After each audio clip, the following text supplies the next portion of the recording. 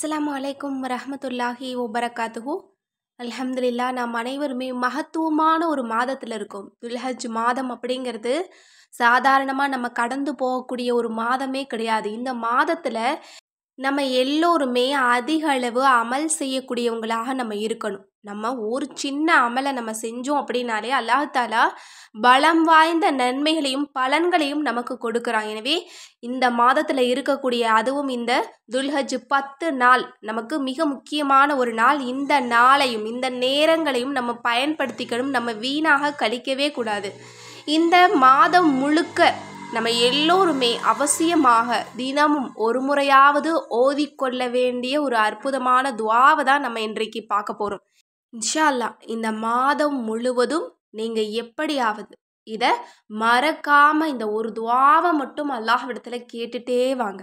அதற்கு பிறகு உங்களுடைய ஆசைகள், கனவுகள், லட்சியங்கள், இந்த வருஷத்தில் உங்களுக்கு எது நடக்கணும்னு ஆசைப்படுறீங்களோ, எது கிடைச்சா நீங்கள் நிம்மதியாக இருப்பீங்களோ, எதை அடையணும்னு நினைக்கிறீங்களோ அந்த தேவையையும் நீங்கள் அல்லாஹ்விடத்தில் சொல்லிட்டு வாங்க.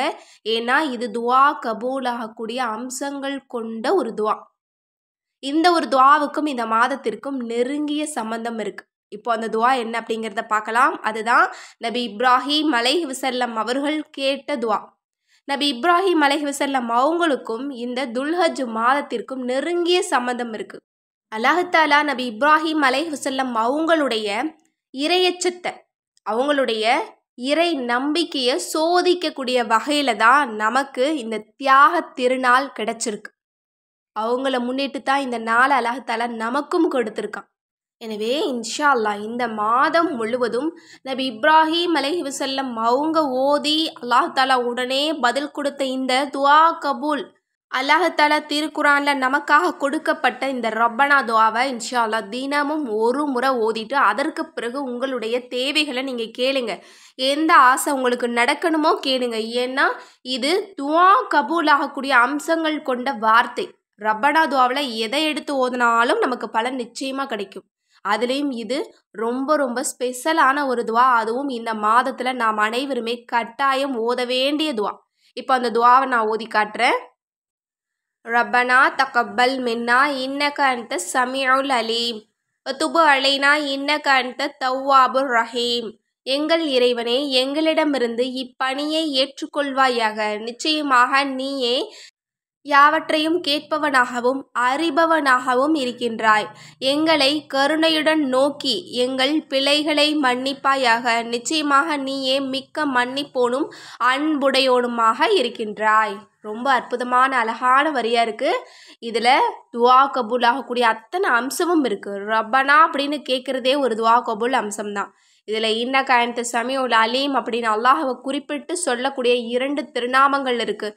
அடுத்தது இன்னக அன்த தவ்வாபுர் ரஹீம், பாவங்களை மன்னிக்கக்கூடியவன், இன்னும் கிருபையாளன்னு சொல்லக்கூடிய அந்த 2 திருநாமங்களும் இருக்குது. கண்டிப்பாக இந்த வார்த்தைகளை நம் அனைவருமே வாழ்நாள் முழுவதும் ஒவ்வொரு நாளும் சொல்லக்கூடியவங்களா நம்ம இருந்தோம் அப்படின்னா அல்லாஹ்வினுடைய அன்பும் ரஹ்மத்தும் கிடைக்கும். நமக்கு அல்லாஹ்விடமிருந்து மன்னிப்பும் கிடைக்கும். இன்னும் நம்முடைய துஆக்கள் அனைத்துமே நமக்கு கபூலாகும். இரு உலக வாழ்விலும் நாம் வெற்றி பெற முடியும். எனவே இன்ஷா அல்லாஹ் இந்த துஆவை இந்த மாதம் முழுவதும் நீங்கள் ஒரு நாளும் விடாமல் ஓதிட்டு வாங்க. இது உங்களுடைய குடும்பத்திற்கு பரக்கத்தையும் ரஹ்மத்தையும் பெற்றுத்தரும்.